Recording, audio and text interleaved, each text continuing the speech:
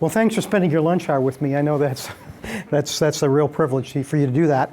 I'm going to talk about a study that was initiated about 2 years ago, and it was a study that I really felt was important to do on pension liability. And let me go over and show you exactly what the project looked like. Okay, so it was called the Higher Education Pension Reform Project. And the project was conducted by the Center, Study Higher Education here at Berkeley. It was funded by Fidelity, and it was also funded by other sponsors. The University of Arizona provided support, as did Berkeley. The partners in the project, which also included the advisory committee that advised the project, included some of the national associations in DC. Some of these are familiar, some may not. NACUBO is the Business Officers Association. It's about 2,000 institutions that are members of that, all the way from two-year colleges, private, to major research universities. CUPA is the HR Professional Association, Human Resources, and was important to have them in there from the human resource personnel standpoint. AGB is the Association of Governing Boards. And the Governing Boards Association really has all the members of the boards, the chairs of the boards, and they inform the governing boards, the Board of Regents and others, what's happening in higher education. So we needed to have the board involved. NASBO is the National Association of State Budget Officers. These are the state budget officers. And so this was important to get the state perspective in here, and they were also on our advisory committee. NASH is relatively new. That's the National Association of System Heads, and it includes all the systems in the country. CSU's a member, UC's a member, University of Missouri, et cetera. ACUA is the Association of College University Attorneys. I'm picking up the legal part of it because that's a critical part of it. And then CHIA is the accreditors, Council for Higher Education Accreditation. And we had 2 rating agencies involved in this study. One, Moody's decided they wanted to advise us but not be part of the committee. Standard & Poor's decided they would be part of the committee. So we had quite a representative advisory group, and the role of this group was really to look at project design, make recommendations on where things were happening we wanted to look at. And the project objective was pretty clear. It was to highlight best practices and to disseminate information to the higher education community. What we found in the course of looking at states and institutions is sometimes they don't talk to each other and they try to reinvent the wheel. And so the idea was to try to get a national study that would inform people what was going on. There were 3 phases of what we call HEPR. One was the environmental scan. We looked at all the things that were happening, all the studies that had been done, what was happening in states, to try to identify where we wanted to go further. The survey phase was using our advisory committee members and their organizations to do surveys, and we decided we wanted to do surveys by segment rather than a large survey. So we surveyed the HR professionals. CUPA has an annual survey that they do on salaries and benefits every 2 years, and so we added several questions to their annual survey and got that back. NASH, we looked at states in which things were happening, Louisiana, Illinois, Hawaii, and identified 11 states to go take a look at, and we surveyed those folks as well. AGB, that was the last survey, and that was the governing board members. That survey went out to chairs of boards and chairs of finance committees. Response on that survey was a little bit less than we'd hoped because the private universities have dealt with this problem in the past. They really have done that. Publics hadn't, and the public responses were pretty voices of concern about what was going to happen, particularly with the new reporting requirements required by the accounting organization called GASB, the Governmental Accounting Standards Board, and I'll go to that in a minute. The final phase was a series of visits. We did this this time last year. We went to 3 states, Michigan, Utah, and Rhode Island. These states were selected because they had done reform and they had done it long enough to see what was happening, what had changed, what were the legal battles they were going through. We looked at 3 public university systems, University of California, University of Missouri, which is a system very similar, California State University system, which is part of the CalPERS. Its retirement program is a state retirement program. We looked at 2 public universities, Virginia Tech and the University of Arizona. Both these schools, faculty and management have an option of going with a defined contribution program. Staff are really bound by the state retirement system as they are in CalPERS. We looked through 2 private universities, Emory, which consists of Emory University and Emory Health, a large private in Atlanta, and Bryant University, a small liberal arts school in Rhode Island. So we were trying to get a kind of a good cross mixture of what was happening. Now, why is it a critical issue for our education?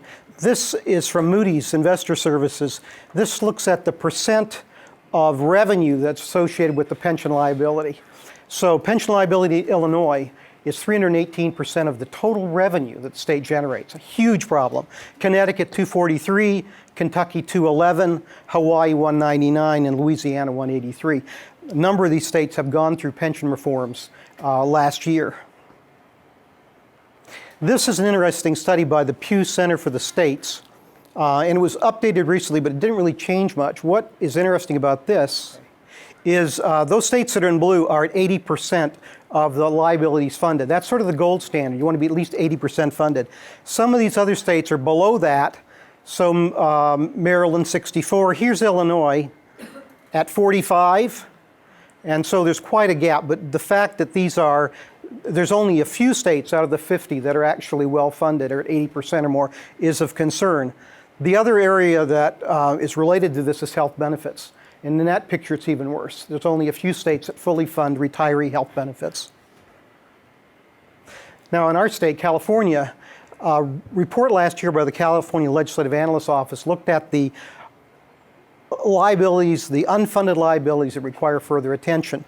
There's about 200 billion of these unfunded liabilities, but the majority relate to pension programs, with the California State Teacher Retirement System leading the pack, 73 billion.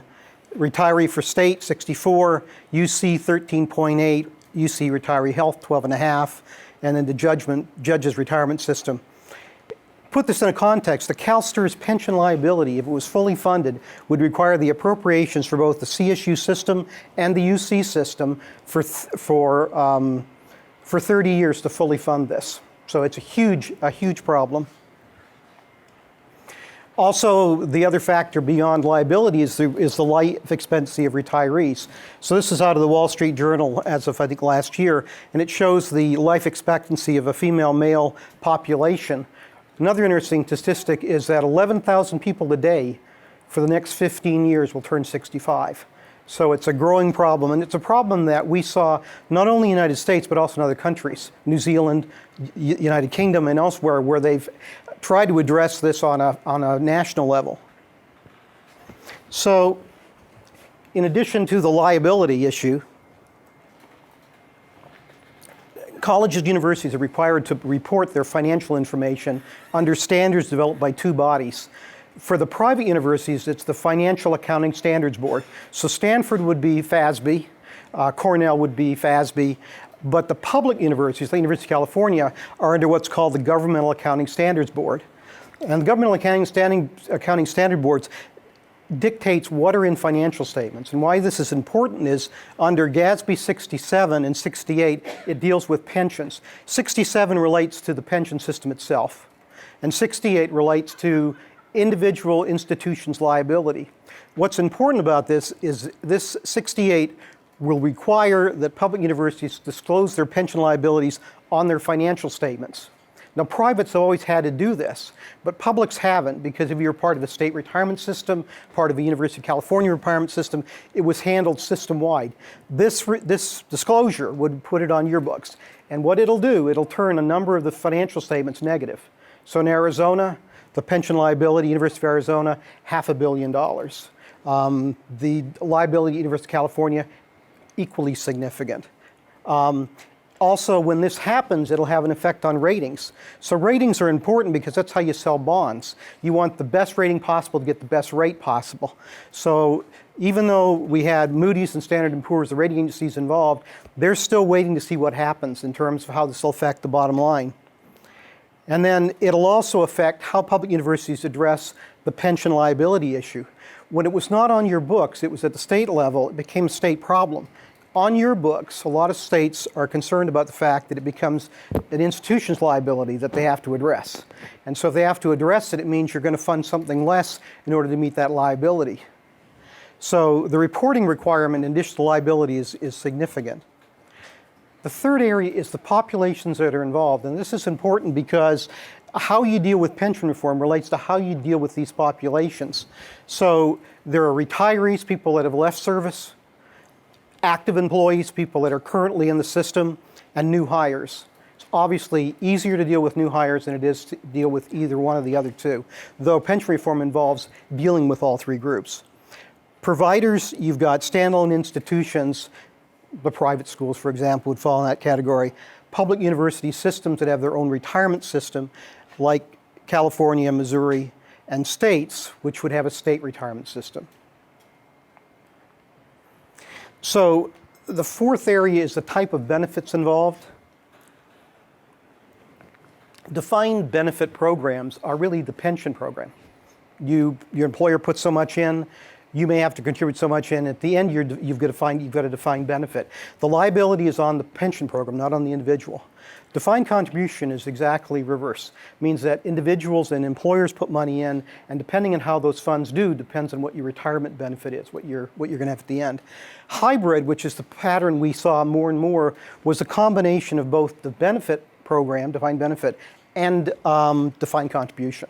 So a lot of schools are moving in that direction to limit their liability, the employer's liability, but it also means that one of the advantages to a defined contribution program is portable.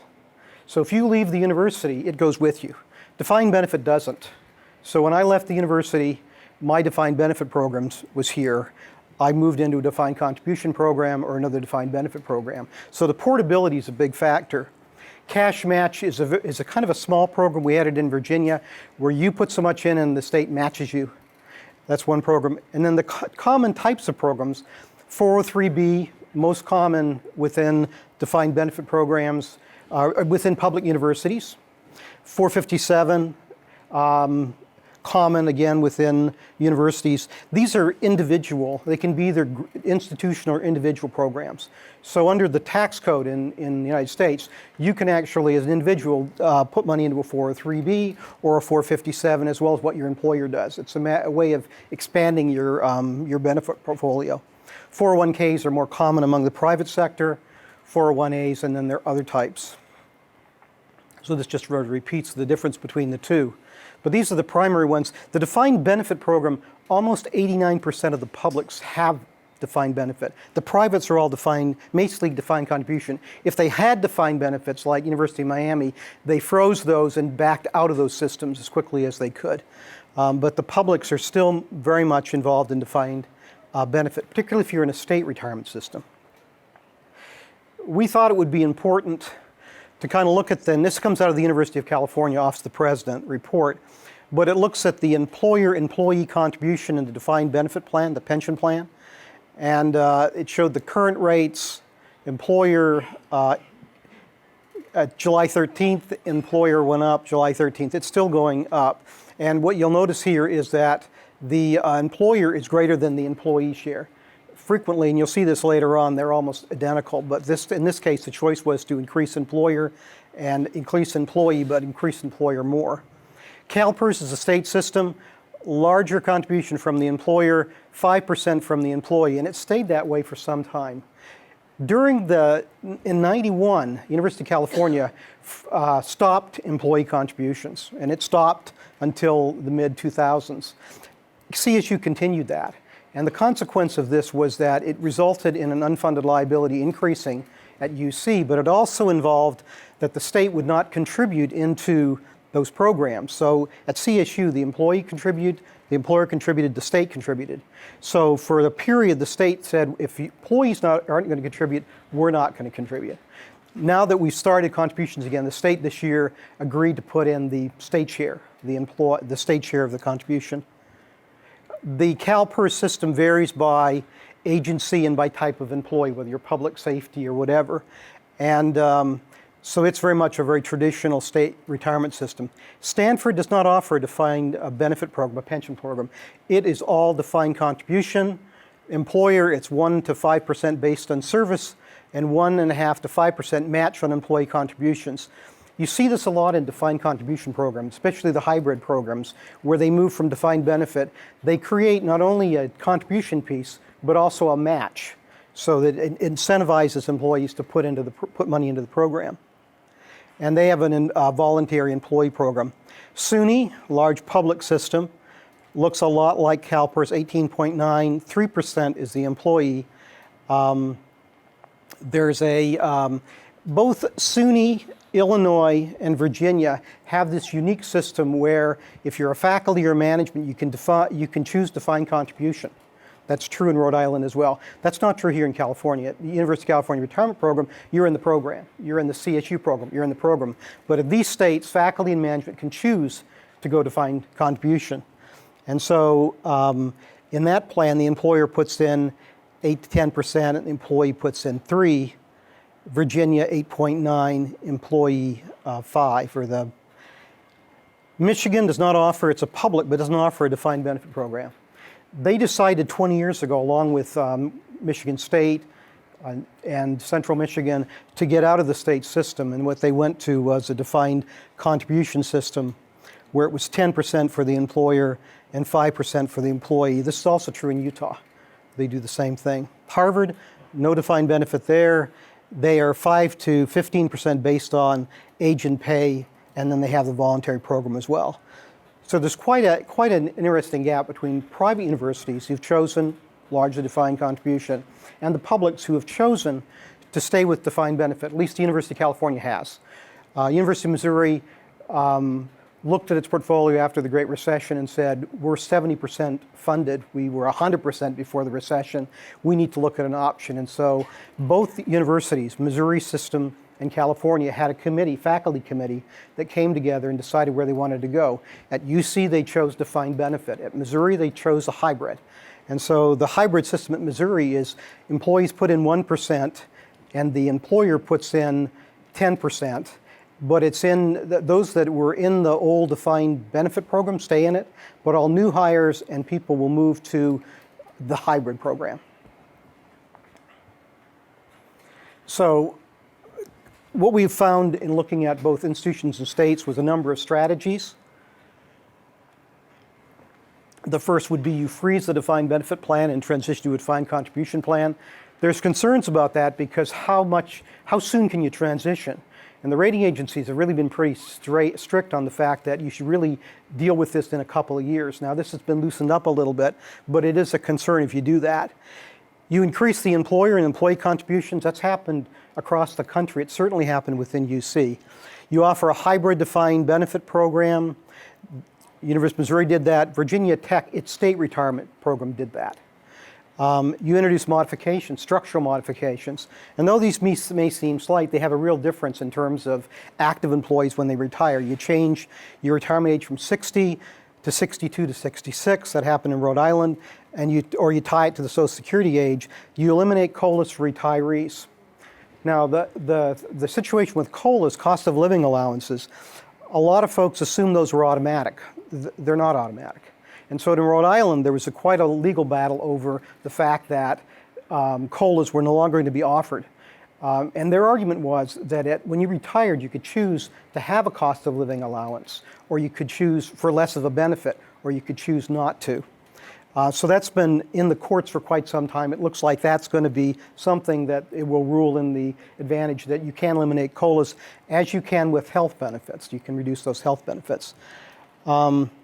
You can also change the calculation of retirement benefits from the highest 3 to the highest 5. You can change your investment allocation strategies. Prior to the Great Recession, the benchmark was 8% of your retirement pool would be your return on the rate of return. That's not happened. It didn't happen during the Great Recession. And so what people are looking at is moving that downward between 6 and 7%. And even people that are doing that are concerned that that may not be low enough. You can terminate the defined benefit program, but critical to all of this is the education, not only of the people in the program, but also the legislators, the governor, and the general public. That happened in Michigan, it happened in Rhode Island, it happened in Utah. Absolutely essential to tell people that if you just choose to fund your unfunded liability, it means you're going to have fewer school teachers, not as good roads. You have to make those choices. And so both in Utah and in Michigan, and these changes took several years to happen. They were able to convince people by saying, within a state budget, there are trade-offs. And one trade-off is you can fund your pension liability or you can fund other things. And then the importance of voluntary employee contributions. We saw that internationally. New Zealand's gone to a program where they have a Social Security pension program, but they also have a sort of forced savings program. As you start as an employee, they'll put you in a savings program, and unless you voluntarily opt out, you'll stay there. And the idea that they wanted was to have a richer retirement portfolio, because their life expectancy in New Zealand was 100 years. You know, we're 91 and 87. They're looking at a much longer life expectancy. Lesson learned, pensioning is a balancing act between the needs of the employer and the needs of the participant, needs of new employees, active employees, and retirees. The big difference between your defined benefit program like UC and defined contribution is the liability issue. With defined benefit, the liability is on the system. A lot of people like that. On defined contribution, the liability is on the individuals, how you invest your funds. But it's portable, so a lot of people like that. Parties need to understand the trade-offs between funding requirements and pension benefits. If you want your pension system to be solid and secure, you may give up certain benefits. You may have to give up certain benefits, or you may have to pay more. And then the communication among all parties is absolutely critical. So you've got the communication on an ongoing basis. The curious thing about public colleges that are part of state retirement systems like CalPERS, Arizona, Virginia is those pension programs cover all state agencies, public health, General Service Administration, and you're a player in that pool. So you may have certain needs that are really unique to your system, but if the other agencies don't agree with that, prison yards, et cetera, you could end up having really difficulty trying to change that. And I think that with this reporting that's going to have to happen, this may force that issue more. There's an impact of the transition costs in changing from defined benefit to defined contribution. I mentioned that. What's happening under the accounting standards, one of the little parts that isn't really clearly understood is if you become unfunded, if you have a system that's totally unfunded and it becomes totally unfunded, your assumptions on revenue change dramatically from, say, 7% to 4.5%. Because the rating agencies are going to look at that and say, we don't think this is very solvent, and it affects your ability to borrow. And then the legal challenges, which are numerous, that you have to understand what those are. And in Rhode Island, it's been the whole issue of not so much the hybrid program, so much as the COLA. It's been a big issue. In Illinois, it's an issue about what the state contributes in, lawsuits on that. And every time there's a lawsuit in a state, the other states join in as friends of the court. So these things go on for years and years. So that's my presentation. I'd be glad. The publication itself is richer than this presentation. It includes the case studies for the systems, Cal State, UC, and Missouri, and for the individual institutions. But I'd be glad to answer any questions you might want to have on it. Yes?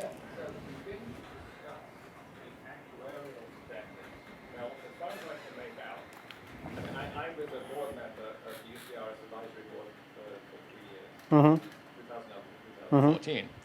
And so what happened, the question was, why was UC taking money out of the pension system in 91, 92, 93, and as recently as 2002 and 2003 for Cap 1 and Cap 2?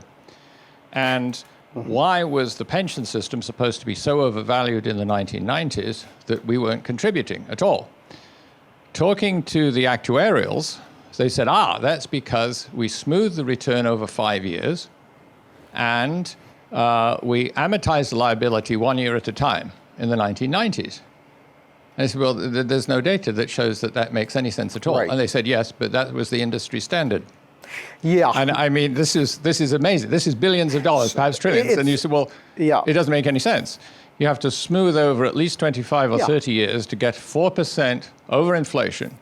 So inflation at the University of California, we assume a 7.5% return, but 3.5% inflation. Mm-hmm. They just lowered it to 7 and 3. Mm-hmm. So it's still 4% over inflation. Right. And it's continual confusion about looking at the return 6, 7, 8% without assuming what the inflation is. But now they're assuming liability is calculated over amortized over 30 years instead of 1 year, and that seemed to make the difference. Maybe you discussed that, or I arrived a few minutes late. Yeah. But can you discuss this? Yeah, when we visited the University of California and did the site visit, we looked at that. We looked at all the board documents related to the bonding, because one of the ways UC solved its problem was internal and external borrowing. External borrowed and an internal borrowed. So all the actuarial assumptions had to change. We looked at that, and when we looked at the state of Utah, the problem was the person who pushed this through, Senator Lundgren, was chair of the retirement committee, and he sat down with the actuarials and he couldn't make buff a sty of it. He couldn't understand what they were doing. So, and he couldn't explain it to the public because he couldn't understand what was happening. So to make the case for pension reform in Utah, they had to have a better understanding. I think things are normalizing more than they have. I think the issue, I was here in 90, 91, 92, 93, 94, VERP 1, VERP 2, VERP 3. The system was supposedly funded at 139% of its liability. Right now, the UCRP system, according to the new actuarials and centers, is about 80%. So they're close to being there. But I think they made decisions on that system that may not have been the right decisions. But remember the time we were dealing with. We were dealing with major budget reductions, significant in 1991. And the idea was the early retirement programs would free up faculty lines and it would allow us an ability to manage that sort of crisis. But I would agree with you that there needs to be a better understanding of actuarial assumptions, needs to be a better understanding of return on investment. It's not 8%, it's not 7.5%. And the other thing that Missouri did that was really important was they created a stabilization fund.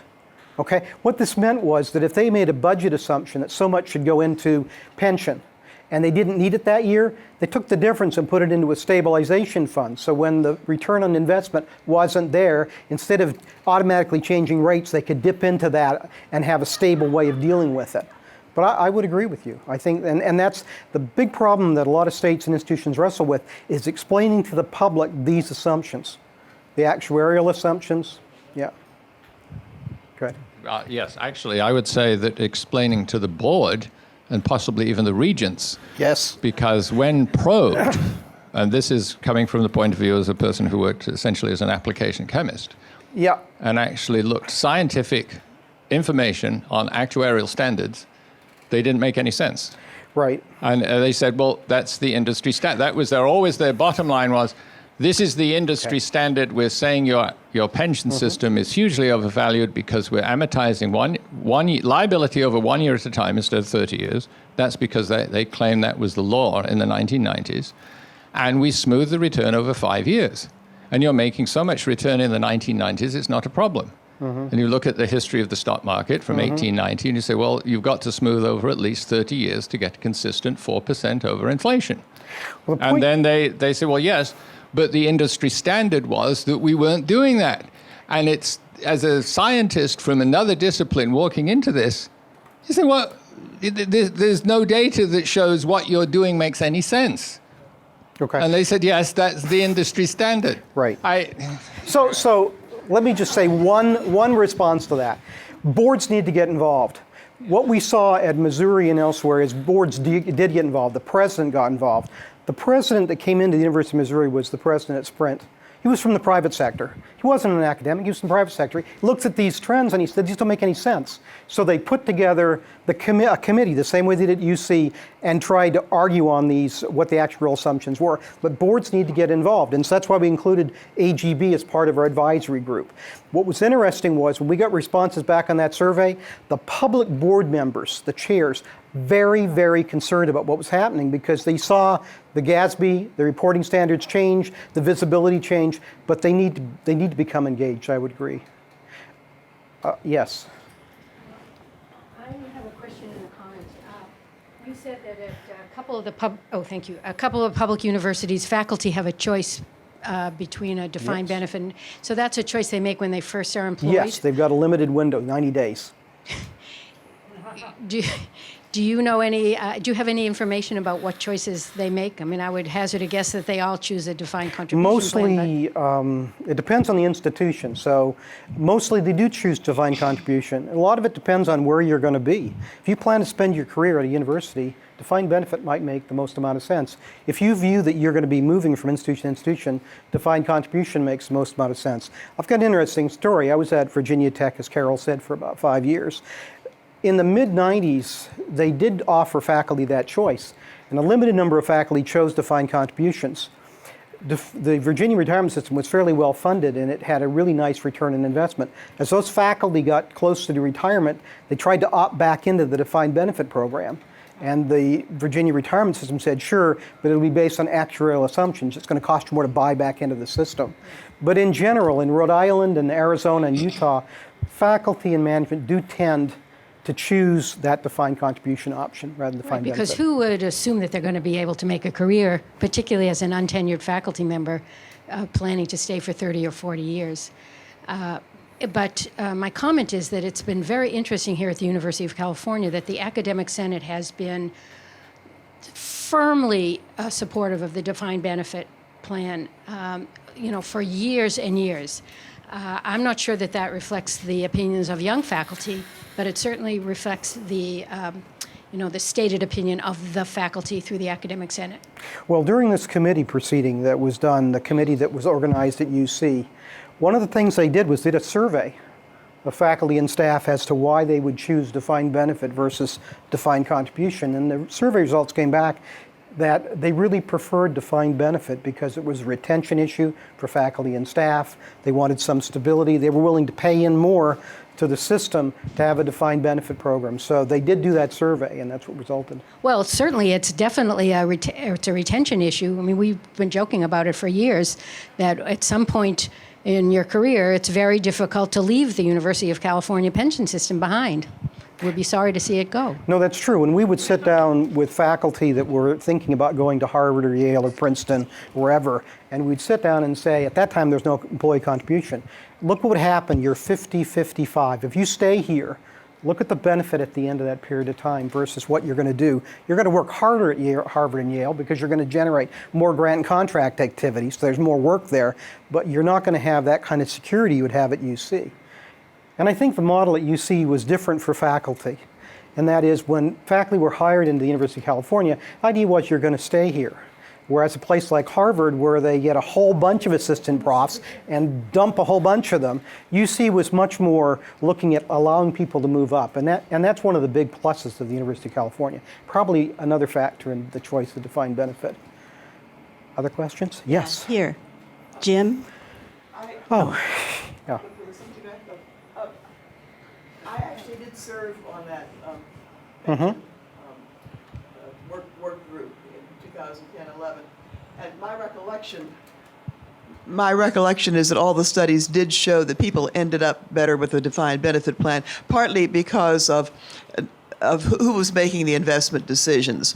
That no matter how much you can tell people to buy low and sell high, they do the opposite very frequently when they try to manage their own investments. So there was a good reason for a financial reason for preferring the defined benefit. But the other thing is, I guess, an internal political question, which you were touching on just a moment ago, and that is if the institution is going to use benefits, including a defined benefit retirement system, as a recruitment and retention device, is it then fair to say, okay, we're going to pay you less, but we've got this nice system? On the other hand, we're not going to take responsibility for the system. It's a defined contribution, so you're taking the risk in addition. You're taking a lower salary, but also the risk. Somehow it seems to me that the top-notch faculty are going to see right through that, and that I think they're the people who are coming here, particularly if they're rehired as an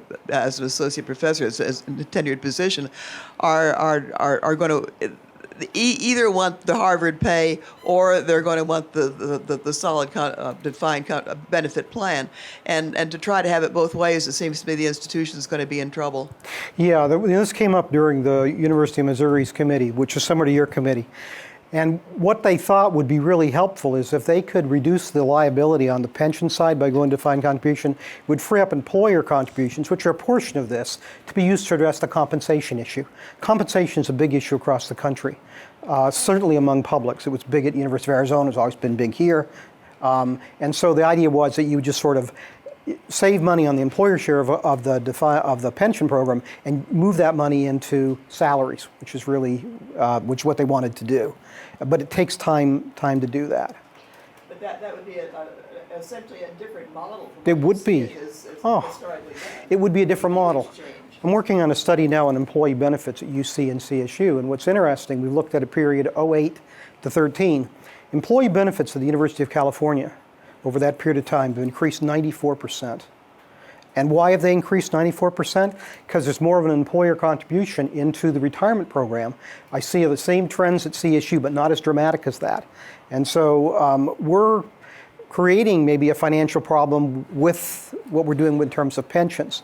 Because we're not, the one thing that's really interesting about pensions is that when you look at state budgets, you view that's a given. You don't look at that as being tradable with other things. You always assume that's a given. And when we went through, and I've been chief financial officer for a number of years, and when you go through budget reductions, 3 of these at Cal, you look at benefits as a possibility of trying to reduce those. They're usually never touched. You never touch benefits. You can lay people off, you can reduce the workforce, but you're not going to touch benefits. This study I'm currently doing on employee benefits is going to really highlight you've got trade-offs, and you need to look at what you're going to do. So, but I thought that statistic of 94% increase in benefits versus, in the case of UC, probably a 24% increase in salary. So way big over that 5-year period. Yes? I have a question, follow-up question on defined contribution plans. You've talked about the shift of responsibility to individuals, which I think is very great in defined contribution plans, as Marion was suggesting. One is that the average person is simply not educated enough to make wise investments. That's number one. Number two, I understand the advantage of putting money into salaries, but younger people with growing families are not likely to put money aside, or are less likely to put money aside for retirement. And so it seems to me that there are 2 issues here. One is it's a huge educational challenge to turn the average employee with so many other responsibilities in life into an investor, even if all you have to do, as we have to do with 403B, is choose among various possible kinds of investments. I mean, I do my own in a very haphazard way, but I have a pension, so it's not so big a question. But the other is the whole question of equity. Is this a fair thing to do to people? It's true it's part of a large American trend to shift responsibility from institutions to individuals. Universities, public universities, have been an honorable exception to this trend. So I wondered if in your report or in your study, there was any discussion of the whole issue of how do people really learn how to invest on their own? And secondly, quite apart from the very real financial problems that the report addresses, is there an equity issue here that at least universities should be aware of, even if there isn't a lot they can do about it? Okay, so the first part of this is that there needs to be an educational process. And what's happened, and this is true, this is probably more true at the private schools like Emory and Bryant, the 2 we visited. They're very concerned about where people are going to be. Are people going to be able to retire comfortably? Will they be able to retire? Yeah, so what they've done is they've worked with their defined contribution providers, which would be Fidelity, TI, Kraft, Alec, et cetera, and they've done models for each employee. They did it at Emory to show how much you would need, what it means when you retire. So the educational process, in fact, at Emory, the concern is the comfort of their staff and faculty. They're really concerned that when people retire, they can do so with some assurance that they can meet what their obligations were. So these programs that are in place at Emory and at Bryant, and it's possible, I think they either do it at Cal or they can, provide a picture of where you're going to be.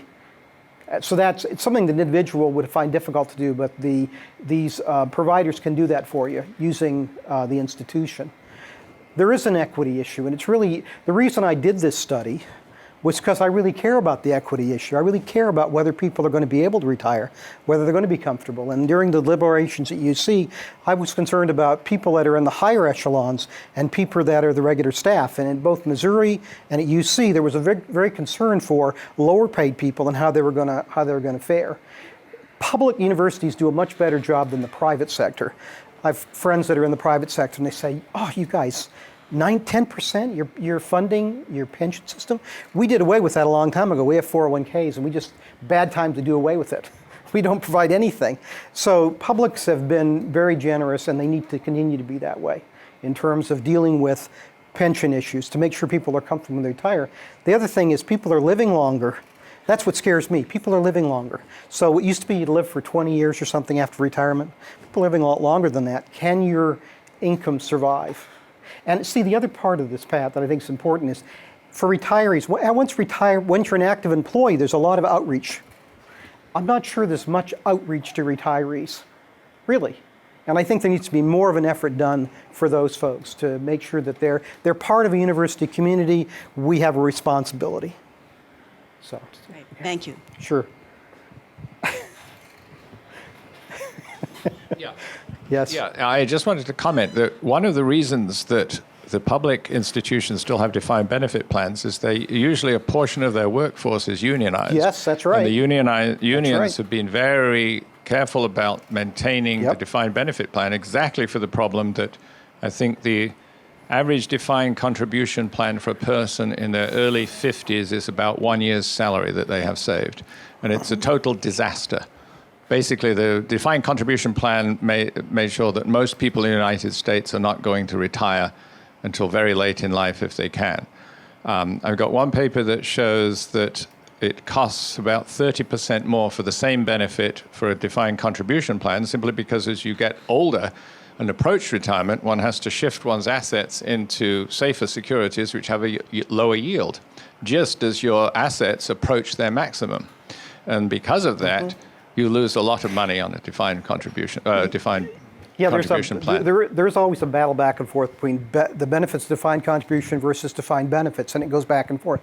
The problem that I see is that when you retire, the thing is that when you retire, you really want to put it into kind of a safe, you can't do a lot of risks on it. And so a lot of people put it into a safe investment strategy without an inflation adjustment. Now there's been very low inflation, but that wasn't true during the 80s or 90s. And so that's a danger. That's a real danger to defined contribution, is that you may end up running out of money based on how it's invested. That's why education is so important. There's a question over here. So just to bring perhaps the discussion a little bit closer to Berkeley. Yes. I mean, as you know very well, we don't compete with Missouri, we don't compete with Emory, with the state of Rhode Island. We compete with Harvard, Yale, and Princeton for our faculty. This is our group. So the discussion of retirement pensions is only a piece of a bigger piece, which is total remuneration. How much money do people get paid, and then what's their health benefits, and what's their retirement. So last year, the system commissioned this study, total remuneration study, which showed that using the parameters of the 2013 minor adjustment to our retirement plan, we are already uncompetitive, meaning we're below average, relative to the infamous comparison 8, which I would argue are also not exactly relevant to Berkeley, but partly relevant to Berkeley. So I mean, just taking this from the vantage point of faculty at Berkeley, what would one have to think about in terms of pensions, since this is what you've studied and you've seen elsewhere, to further strengthen our competitiveness vis-a-vis our true competitors across the country? Yeah, what I can say about this is I'm not sure whether Emory would be a competitor. It might be. It is not. Can I assure you it is not? Yeah, it's not. Yeah. Okay, one of the things we found at private universities is their biggest concern is getting faculty to retire. Why are they not worried about that? Health benefits. They're worried about having health benefits. We have health benefits. That's really important. So privates are struggling with that whole issue of if somebody retires before Medicare age, and what happens is you've got faculty that stay in rank for a long time because they don't want to go naked without having health benefits. So I think it's important to look at total compensation, total remuneration.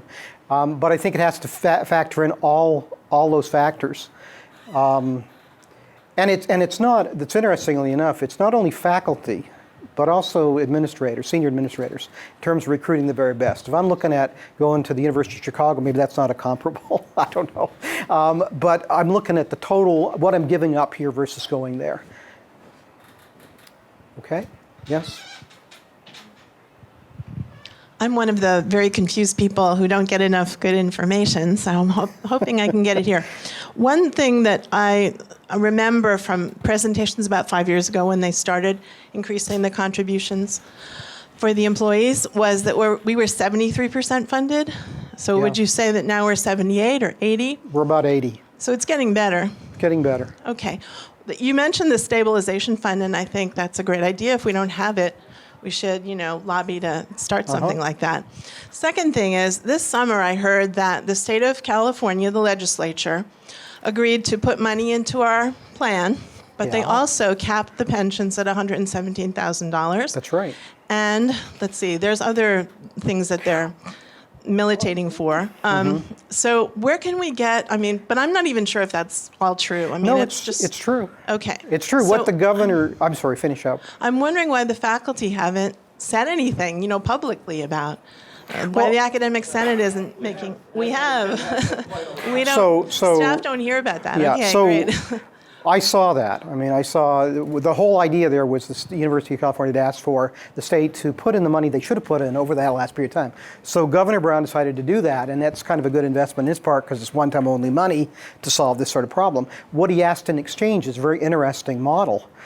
This only affects new hires, doesn't affect your existing faculty. But they're moving to capping at 117, which is what they do for state employees. That's what he was going to do. But also they're introducing the concept of defined contribution. That'll be the first time, both in Cal and the CSU system UC, where they're introducing defined contribution. Right, and they're requiring people to vote on it, as I understand. Is that? Yeah, and again, when you make changes in pension, I've seen this over and over again, it's really a new tier of employees.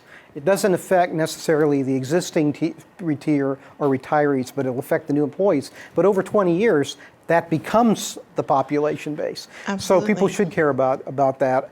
I think the movement to having a hybrid defined benefit, defined contribution, just in my opinion, I think is a good way to go.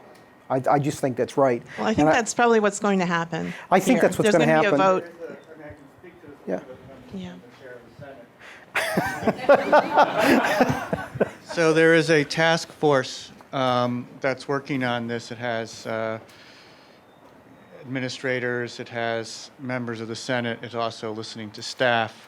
And obviously one of the things is, making sure there's equitable treatment of staff as well as faculty. And that task force has so far held the line on that kind of equity. I'm not on the task force, but I've gotten reports. And I would say at the moment, they don't know what they're doing, although they claim that they're going to have announcements, by January.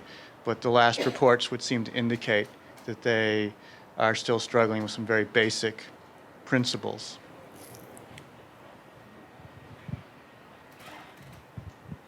So there's been quite some discussion about the UC specifically, and I think what's interesting is that your research seems to be framed around the assumption that in most states or in most pension systems, the reforms are driven by the unfunded liability or the sense of some financial immediacy. And as we discussed here in California with UC, that actually wasn't the main driver. It was the constant drumbeat of UC's leadership asking for more money to fund UC's retirement program. But I think the interest on the part of the legislature actually, which is different than the governor. I think the legislature and the governor here in California have different approaches to their sense of risk and responsibilities on the part of retirement plans. The legislature has a very strong commitment to defined benefit plans. The legislature's interest was really born by the fact that UC has had a number of exec compensation splashes in the newspapers. Yep. Whether it's bonuses or whether it's just the primary salary, some of those figures I think were just hard for the legislature to stomach.